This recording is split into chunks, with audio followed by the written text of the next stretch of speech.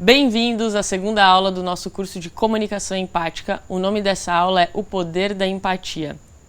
Na primeira aula eu mostrei como que a comunicação não violenta pode nos ajudar a sair do paradigma de culpados e inocentes e passar a falar a linguagem das necessidades. Eu espero que tenha ficado claro a relevância que o tema da empatia e a prática da empatia vai ter a partir de agora no ambiente de trabalho, porque muitas empresas estão nesse período de transição do mundo bidimensional, do pensar e agir, para o tridimensional, do conectar, pensar e agir.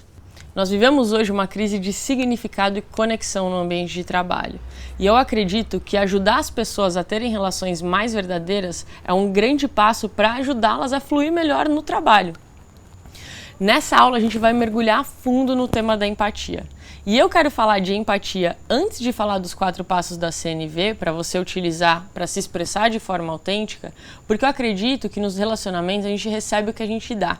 Então, na maior parte dos casos, as pessoas vão ressoar a forma como a gente se relaciona com elas. E se a gente quer que as pessoas escutem quando a gente fala, é muito importante que a gente também saiba escutar quando os outros estão falando alguma coisa pra gente. Quando a gente fala de empatia, é muito importante saber a diferença entre sentir empatia e conseguir demonstrar empatia. Porque sentir empatia é uma coisa que nós, seres humanos, a gente já nasce programado para sentir. Agora, demonstrar empatia é diferente. E o que eu espero é que você saia dessa aula com a habilidade para demonstrar, ou seja, fazer com que os outros compreendam, tenham a sensação clara de que você entendeu o que eles queriam dizer. Mas então, quando será que uma pessoa precisa de empatia? Geralmente, a gente vai precisar colocar em prática o que vocês vão aprender aqui nessa aula, quando uma pessoa chega para você com um discurso que tem uma certa carga emocional. Então, quando ela está fazendo uma crítica, um desabafo, quando ela está brigando. E aí, antes de eu começar a te ensinar os degraus para empatia, ou seja, o que a gente tem que fazer para demonstrar, eu queria te mostrar alguns obstáculos para empatia. Ou seja, coisas que a gente normalmente faz, assim, muito frequentemente, mas que, na verdade, bloqueiam o diálogo. Então, imagina uma cena em que um colega de trabalho chega para você e diz: nossa, cara, a minha apresentação foi horrível, minha apresentação foi um fracasso hoje na reunião. O primeiro obstáculo para a empatia é competir pelo sofrimento. Então você vira para ele e fala assim: cara, mas pelo menos você não estava apresentando para os diretores. Teve uma vez que eu fiz uma apresentação que foi um fracasso e era o diretor que estava assistindo. Então é aquela coisa, né? Tipo, você quebrou um braço, eu quebrei os dois. A gente compete pelo sofrimento. E aí o que acontece? A outra pessoa não quer mais nem falar, porque o seu sofrimento foi maior, então não tem espaço para ela continuar desaguando o que ela queria dizer. O segundo obstáculo para a empatia é o de educar. Então a pessoa chega e fala para você: nossa, minha apresentação foi um fracasso. Aí você vira para ela e fala: vê se da próxima vez você se prepara melhor, né?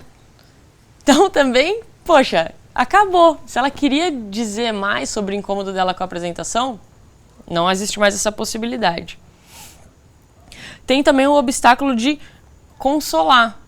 Então, minha apresentação foi um fracasso? Mas você fez o melhor que você pôde. Fica tranquilo. Que também é uma coisa assim, né? É uma coisa que não abre para o diálogo. É como se a pessoa ela tivesse que se conformar com aquilo que aconteceu. Um outro obstáculo para a empatia é você contar uma história. Então a pessoa chega e fala que foi um fracasso a apresentação e você fala: meu, fica tranquilo, o Steve Jobs, no início da carreira dele, ele fez uma apresentação que não sei o que...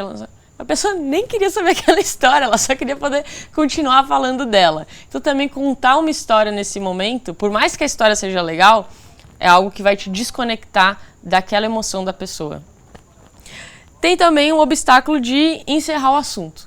A pessoa chega e fala que foi mal na apresentação, que ela tá chateada, e você fala: para com isso. Tira essa cara do rosto, não deixe isso abalar o seu dia. Vamos lá que você tem muito trabalho pela frente, né? O famoso levanta essa sacode de poeira e dá a volta por cima, mas a pessoa nem tinha começado ainda, né? Então você está bloqueando a conexão quando você faz isso. Um outro obstáculo para a empatia é o de interrogar. Então a pessoa reclama da apresentação dela e você fala: mas o que aconteceu? O que foi que você disse que você não gostou? E o que foi que eles disseram? Mas o que você acha que você pode fazer diferente da próxima vez? Então vira um interrogatório, né? Meio que uma tentativa de coaching, uma coisa assim.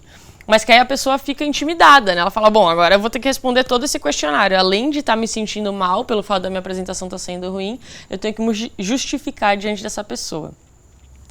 E por fim, um último obstáculo que é muito comum é o obstáculo do aconselhar.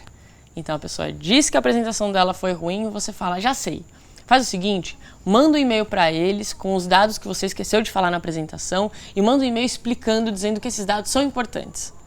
Então, eu só quero que você não entenda que eu estou dizendo que aconselhar é uma coisa que não se pode fazer mais. Não é isso. Talvez esse conselho de mandar o e-mail com os dados da apresentação seja uma ideia boa, mas não no momento que a pessoa ainda está desabafando. Se ela chega e fala para você, minha apresentação foi um fracasso, ela ainda tem coisas ali que ela precisa desenrolar para ela se sentir bem em relação a ela mesma. E eu tenho certeza que você se identificou com muitos desses obstáculos. Eu, pela primeira vez que escutei isso, eu fiquei de cara. Eu olhei e falei, cara, eu faço todos. E a gente faz isso na maior das boas intenções, porque a gente quer ajudar a pessoa. Se a pessoa vem com um problema pra gente, o nosso primeiro impulso é tipo, o que eu posso fazer para resolver o seu problema? Mas muitas vezes, se conectar com a pessoa é mais poderoso do que você tentar resolver o problema dela.